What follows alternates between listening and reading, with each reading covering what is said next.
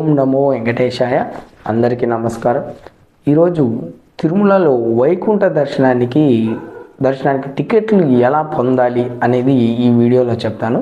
So first time Shri Start channel చూసే వాళ్ళైతే please subscribe the channel. So ఈ వీడియోను పూర్తిగా చూడండి, లైక్ చేయండి, కామెంట్ చేయండి. సో ఆల్రెడీ తిరుమల యొక్క శ్రీవారి అంటే వైకుంఠ ఏకాదశి యొక్క దర్శనాన్ని జనవరి 10 నుంచి 19 వరకు టికెట్లు మనకి 9 days ఇచ్చారు. ఆల్రెడీ ఆన్లైన్లో బుక్ అయిపోయాయి టికెట్స్. సో టికెట్ల మొత్తం స్లాట్ అనేది మొత్తం బుక్ అయిపోయాయి. సో రిలీజ్ చేసిన 5 minutesలో 300 రూపీస్ టికెట్లు బుక్ అయిపోయాయి. నెక్స్ట్ అలాగే శ్రీవాణి టికెట్లు కూడా బుక్ అయిపోయాయి. అలాగే అకామిడేషన్ కూడా పూర్తయిపోయింది. సో అయితే మనకి భయపడాల్సిన అవసరం లేదు. స్వామివారిని దర్శించుకోవడానికి ఆఫ్లైన్లో కూడా టికెట్లు ఇస్తారు. సో అది కేవలం తిరుపతిలోనే ఇస్తారు. సో అందుకని ఆల్రెడీ టీటీడీ వాళ్ళు ఏం చేశారంటే తిరుపతిలో మొత్తం 9 కేంద్రాలలో స్వామివారి దర్శనం ఒక టోకన్లు ఇవ్వడానికి ఏర్పాట్లన్నీ రెడీ చేశారు. ఆల్రెడీ తిరుమల కూడా స్వామివారి దర్శనానికి వైకుంఠ ఏకాదశికి ముస్తాబు అయిపోయింది. సో 9 కేంద్రాలలో తిరుపతిలో 9 కేంద్రాల్లో కూడా ఏర్పాట్లు అనేవి అంగరంగ వైభవంగా చేస్తున్నారు. అలాగే భక్తులు ఇబ్బంది పడకూడదని చెప్పి వాళ్ళ కోసం అంటే తిరుమలకి నాలుగు వైపులో ఉండే వాళ్ళకి అందుబాటులో ఉంచేటట్టు మనకి కేంద్రాలు అనేవి రెడీ చేసి పెట్టారనమాట. సో అంటే ఇటుపక్క మన నెల్లూరు, విజయవాడ అలా వచ్చే వాళ్ళకి మనకి బస్ స్టాండ్ దగ్గరగాను, నెక్స్ట్ అలాగే కడప, కర్నూలు నుంచి వచ్చే వాళ్ళకి జీవకోణ దగ్గరగాను, అలాగే చిత్తూరు అలా వచ్చే వాళ్ళకి శ్రీదేవి భూదేవి కాంప్లెక్స్లో, అలాగే ట్రైన్లో వచ్చే వాళ్ళకి విష్ణు నిలయం, శ్రీనివాస నిలయం, ఇలా ఓవరాల్గా అన్ని ఏరియాలు కవర్ అయ్యేటట్టు అన్ని ఏరియాల యొక్క జనాలకి టోకన్లు ఈజీగా అందేటట్టు కేంద్రాలు అయితే రెడీ చేశారు. సో మొత్తానికి పూర్తిగా తిరుపతి తిరుమల అనేది వైకుంఠ ఏకాదశి పర్వదినానికి ఈ 9 రోజుల దర్శనానికి అయితే రెడీ అయిపోయింది. జనరల్గా 3 years బ్యాక్ ఏంటంటే వైకుంఠ ఏకాదశికి ఒకరోజు మాత్రమే దర్శనం ఉండేది ఉత్తర ద్వారం ద్వారా. కానీ ఒక 3 years నుంచి టీటీడీ వాళ్ళు ఏం చేశారంటే 9 రోజులు దాన్ని పొడిగించారనమాట. సో ఉత్తర దర్శనం అనేది మన తెలుగు సాంప్రదాయాలు, అలాగే తెలుగనే కాదు మన హిందువులకి చాలా ప్రాముఖ్యమైన రోజు. మనకి ఏకాదశి అనేది 9వ తేదీ ఉదయం 11 గంటలకు వచ్చింది. అలాగే 10వ తేదీ ఉదయం 9:50 దాకా ఉంటుంది. సో అందుకని మన తిథుల ప్రకారం మన ప్రకారం ఏంటంటే తిథులు అనేవి తెల్లవారుజామున రావాలి. అందుకని తెల్లవారుజామున ఉదయం అంటే 10వ తేదీ జనవరి 10వ తేదీ ఉంది కాబట్టి సో జనవరి 10వ తేదీని వైకుంఠ ఏకాదశిగా మనం చెప్పుకుంటాం. సో అయితే తిరుమల అయితే మనకి 9 కేంద్రాలలో టికెట్లు అయితే ఇస్తారు స్వామివారి దర్శనానికి. సో స్వామివారి దర్శనానికి ఎలా ఇస్తారంటే 9వ తేదీ తెల్లవారుజామున ఉదయాన్నే 5 గంటలకి స్వామివారి దర్శనం టికెట్లు అనేవి స్టార్ట్ చేస్తారండి. సో ఈ స్టార్టింగ్ టికెట్లు ఎలా అంటే జనవరి 10 నుంచి అంటే 10, 11, 12 ఈ 3 రోజులు మాత్రమే టికెట్లు ఇస్తారు 9వ తేదీ. సో 1,25,000 టికెట్లు అనేవి ఇస్తారండి ఈ 3 రోజులు. సో ఈ 1,25,000 టికెట్లని 9 సెంటర్స్లో ఇస్తారు. సో ఆ 9 సెంటర్లో ఓవరాల్గా ఏంటంటే మనకి 94 కౌంటర్స్ని అయితే ఏర్పాటు చేశారు. 91 కౌంటర్ని ఏర్పాటు చేశారు. సో ఈ 9 కేంద్రాలు ఎక్కడ ఉన్నాయి, సెంటర్స్ ఎక్కడెక్కడ ఉన్నాయి, సో ఒక్కొక్క సెంటర్లో ఎన్ని కౌంటర్స్ అనేవి ఇస్తున్నారని నేను ఇప్పుడు పూర్తిగా చెప్తాను. సో దీనిలో ఏంటంటే మనకి బస్టాండ్లో దిగ్గానే అంటే రైల్వే స్టేషన్లో దిగ్గానే లేదా బస్టాండ్లో దిగ్గానే మనకి విష్ణు నిలయం, శ్రీనివాస నిలయం ఉంటాయి. సో అందరైతే ముందు దాన్ని ప్రిఫర్ చేస్తారు. సో శ్రీనివాస నిలయంలో, విష్ణు నిలయంలో మనకి ఏంటంటే శ్రీనివాస నిలయంలో 12 కౌంటర్లను ఏర్పాటు చేశారు. అలాగే విష్ణు నిలయంలో ఏంటంటే 14 కౌంటర్స్ని ఏర్పాటు చేశారు. నెక్స్ట్ మనకు బస్టాండ్ నుంచి దగ్గరగా ఏమున్నాయంటే జీవకోణ హై స్కూల్ ఉందన్నమాట. ఇటు కడప, కర్నూలు వచ్చే వాళ్ళకి అది మనకి లీలా మహల్ నుంచి దానికి ముందే వస్తుంది. సో అక్కడ ఏంటంటే 7 కౌంటర్లను ఏర్పాటు చేశారు. సో తర్వాత ఏంటంటే ఎంఆర్పల్లి సర్కిల్ దగ్గర హై స్కూల్లో జడ్పీ హై స్కూల్ ఏంటంటే 8 కౌంటర్లను ఏర్పాటు చేశారు. సో రామచంద్ర పుష్కరిణిలో అయితే 10 కౌంటర్లను ఏర్పాటు చేశారు. నెక్స్ట్ అలాగే రామనాయుడు హై స్కూల్లో బైరాగిపట్ట దగ్గర ఏంటంటే 10 కౌంటర్లను ఏర్పాటు చేశారు. సో ఇందిరా మైదానం మున్సిపాలిటీ ఆఫీస్ దగ్గర ఏంటంటే మొత్తం మీద 15 కౌంటర్లను ఏర్పాటు చేశారు. నెక్స్ట్ అలాగే బాలాజీ నగర్ కమ్యూనిటీ హాల్ దగ్గర 4 కౌంటర్లను ఏర్పాటు చేశారు. భూదేవి కాంప్లెక్స్ అలిపిరి దగ్గర ఏంటంటే 11 కౌంటర్లను ఏర్పాటు చేశారు. సో విష్ణు నివాసము అలాగే మనం చెప్పాం కదండి శ్రీనివాస నిలయం అయిపోయింది. సో ఇలా ఓవరాల్గా 9 కేంద్రాలలో 91 కౌంటర్లను అయితే ఏర్పాటు చేశారనమాట. సో టికెట్ దొరకని వాళ్ళు ఏం భయపడొద్దండి.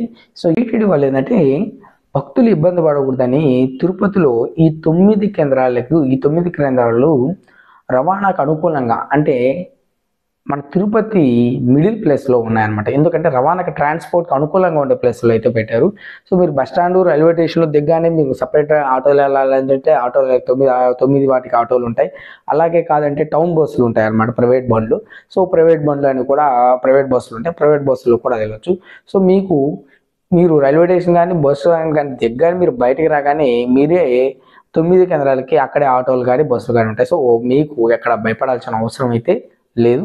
సో టీటీడీ వాళ్ళు అన్ని సౌకర్యాలు ఏర్పాటు చేస్తారు. అలాగే టీటీడీ వాళ్ళు ఏంటంటే రైల్వే స్టేషన్లో బస్ స్టేషన్ల దగ్గర ఏంటంటే మైకులు పెట్టి అనౌన్స్మెంట్ కూడా చేస్తారన్నమాట. సో భక్తులు అయితే ఇటువంటి విషయాల్లో ఎటువంటి ఇబ్బంది పడద్దు. అలాగే మనకి వైకుంఠ నిలయం అలాగే శ్రీనివాస నిలయంలో టికెట్లు పడుతూ ఉచిత భోజనాలు కూడా పెడుతుంటారు.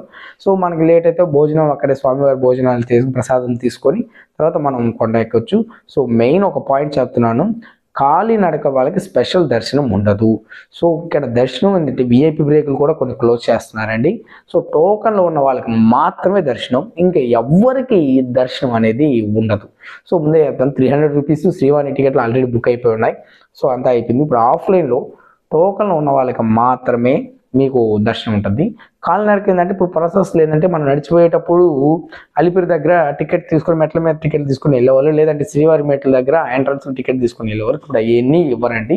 ఈ 9 ప్రదేశాల్లోనే మీరు టికెట్లు ఇస్తారు. సో టికెట్లు తీసుకొని కాలినడక ద్వారా వెళ్ళండి. సో ఇంకోటి కూడా చెప్తాను, టోకన్ లేని దర్శనం అనేది లేదండి, క్లోజ్ చేసేసారు. ఈ 9 రోజులు టోకన్ లేని దర్శనం ఉండదు. ఈ 10, 11, 12వ తేదీలకైతే మనకి 9వ తేదీ తెల్లవారుజామున 5 గంటలకైతే ఇస్తారనమాట. సో దానికి ముఖ్యంగా ఏంటంటే మీ ఆధార్ ఒరిజినల్ తీసుకెళ్ళండి. సో తిరుమలకి ఎప్పుడు వెళ్ళినా సరే మీరు ఒరిజినల్ అయితే తీసుకెళ్ళండి. ఈ మెయిన్ ఏంటంటే దీనికి టికెట్లు లేని వాళ్ళని దర్శనానికి అలౌ చేయరండి. సో ఆ అలౌ చేయరనేది మెయిన్ పర్పస్ కోసమే ఇక్కడ మన కౌంటర్లు ఏర్పాటు చేశారు. సో టికెట్లు లేకుండా అయితే దర్శనానికి అలౌ చేయరు. అంటే కొంతమంది అంటే మేము చాలా దూరం నుంచి వచ్చాము, మాకు టికెట్లు దొరకలేదు, లేదంటే మాకు ఇవ్వలేదు, మేము మర్చిపోయాము, ఇలాంటివన్నీ చెప్తే ఎవ్వరు మిమ్మల్ని అలౌ చేయరండి దర్శనానికి. టికెట్లు ఉంటే మాత్రమే మిమ్మల్ని దర్శనానికి అలౌ చేస్తారు. సో ఈ 9 సెంటర్స్ అంటే ఏమేమి ఉన్నాయి మనకి సెంటర్స్ అంటే విష్ణు నిలయం, శ్రీనివాస నిలయం, భూదేవి కాంప్లెక్స్, నెక్స్ట్ అలాగే ఎంఆర్పల్లి హై స్కూలు, నెక్స్ట్ అలాగే Jeevakona high school, Ramanaidu high school భైరావిపేటల, నెక్స్ట్ అలాగే భూదేవి కాంప్లెక్స్, సో అలాగే రామచంద్ర పుష్కరణి. ఈ 9 ప్లేసుల్లో మనకి స్వామివారి టికెట్లు అనేవి దొరుకుతాయి. సో దీనిలో మొత్తం మీరు చేయాల్సింది ఏంటంటే 10, 11, 12వ తేదీలు ఏంటంటే మనకి 9వ తేదీ ఉదయాన్నే తెల్లవారుజామున 5 గంటలకి దర్శనం టికెట్లు అయితే ఇస్తారు. సో అక్కడ మనం వెళ్ళి క్యూలో నిలబడి తీసుకోవచ్చు. తర్వాత 13 నుంచి 19 వరకు ఏంటంటే ఏ రోజుకి ఆ రోజు టికెట్లు అనేవి ఇస్తారు. సో ఏ రోజుకి ఆ రోజు టికెట్లు అనేది ఏంటంటే జనరల్గా మనకి అంతకుముందు ఎలా ఇస్తున్నారు అలాగే ఇస్తున్నారు, అంటే అదే ప్లేస్లో ఇస్తున్నారు, అంటే పాత పద్ధతి ఇప్పుడు మనకి ఇస్తున్నారు కదండి, పాత పద్ధతిలో ఇస్తున్నారు. సో మనకేంటంటే 13 నుంచి 19వ తేదీ వరకు ఎక్కడ రోజువారీగా టికెట్లు ఇస్తారంట. 13 అంటే మన టోకన్లు ఇప్పుడు ఉంది కదండి, అలాగే మనకి ఇస్తారనమాట. సో అవి ఎక్కడ ఇస్తారంటే శ్రీనివాస కాంప్లెక్స్, విష్ణు నివాస కాంప్లెక్స్ అండ్ భూదేవి కాంప్లెక్స్, ఈ 3 కౌంటర్లో మాత్రమే మనకి ఇస్తారనమాట. నెక్స్ట్ తిరుమలకి వెళ్ళే వాళ్ళకి మెయిన్ ప్రాబ్లం ఎక్కడ అంటే కొన్ని రూమ్స్ అనేవి దొరకవండి తిరుమలకి వెళ్ళినప్పుడు. సో చాలామంది బుకింగ్ ఏంటంటే ఓన్లీ టికెట్ బుక్ అయిన వాళ్ళకి మాత్రమే మనం బుక్ చేసుకోవాలి అకామిడేషన్ దొరకకుండా భయపడొద్దండి.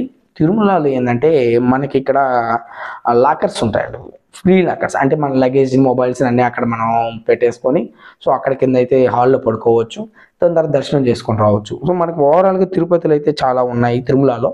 సో మనకైతే యాత్రి నివాస్ అని ఒకటి ఉంది, మాధవ నిలయం అని ఒకటి ఉంది, యాత్రి సదన్ అని ఒకటి ఉంది, పద్మనాలయ నిలయం అనే ఒకటి ఉన్నాయి. సో ఇవన్నీ ఓవరాల్గా ఈ 4 అనేవి టెంపుల్ నియరెస్ట్గా ఉంటాయి. సో మనకి మాధవ నిలయం అంటే చెప్పలేదు, మన బాలాజీ బస్ స్టాండ్, తిరుమలలో బాలాజీ బస్ స్టాండ్ ఎదురుగానే ఉంటుంది. సో అలాగే యాత్రి నివాస్, నెక్స్ట్ అలా సదన్ నివాస్ ఇవన్నీ ఎక్కడ ఉంటాయంటే మన సిఆర్ఓ ఆఫీస్కి బిసైడే ఉంటాయి. సో అక్కడ మీరు లాకర్లు తీసుకొని దానిలో మీరు లగేజ్లు పెట్టుకొని దర్శనానికి అయితే వెళ్ళొచ్చు. సో అయితే మెయిన్గా దర్శనానికి వెళ్ళే వాళ్ళు కొన్ని రూల్స్ అనేవి మెయిన్ ఇంపార్టెంట్ అండి. ముందే చెప్తున్నాను, దర్శనం టికెట్ లేకుండా ఎట్టి పరిస్థితుల్లో మీకు స్వామివారి దర్శనం అనేది లేదండి. అంటే ఇప్పుడు దాకేందంటే స్లాట్ అనమాట. ఈ స్లాట్ ఏంటంటే టికెట్లో ఉన్న వాళ్ళకి మాత్రమే స్లాట్ ఇచ్చేవాళ్ళు, ఇప్పుడైతే అది ఎంత లేదనమాట. సో టికెట్ ఉంటేనే మీరు స్వామివారి దర్శనానికి అయితే వెళ్ళండి, లేకపోతే అలా లేదు. సో అంతకుముందు ఏంటంటే సర్వదర్శనం ఏంటంటే టికెట్ లేని వాళ్ళకి కూడా దర్శనం ఉండేది ఇప్పుడు. కానీ ఈ 19 రోజులు ఏంటంటే టికెట్ లేని వాళ్ళకి దర్శనం అనేది లేదండి. సో నెక్స్ట్ అలాగే శ్రీవాణి 300 రూపాయలు, అలాగే మనది ఇలా ఉంటుంది. అందుకో మళ్ళీ కొంతమంది అడగొచ్చు అనమాట, అంటే కాలినడక ద్వారా వెళ్తాం వాళ్ళకి సపరేట్గా ఉంటుందని. అలాంటిది ఏమి ఉండదండి. మీరు కాలినడకైనా వెళ్ళండి, లేదంటే బై రోడ్ వెహికల్లో అయినా వెళ్ళండి, నో ప్రాబ్లం. బట్ ఇక్కడ మీకు కాలినడకలో స్పెషల్ టికెట్స్ అనేది లేదండి. ఎవరైనా సరే ఈ 9 ప్లేస్లు టికెట్ తీసుకొని స్వామివారి దర్శనానికి అయితే వెళ్ళాలండి. సో ఇది ఈ వైకుంఠ ఏకాదశిలో స్వామివారి టికెట్లు మనకి ఎక్కడెక్కడ దొరుకుతాయి అనేది అండి. So please like the video and subscribe and comment the video. Thank you very much.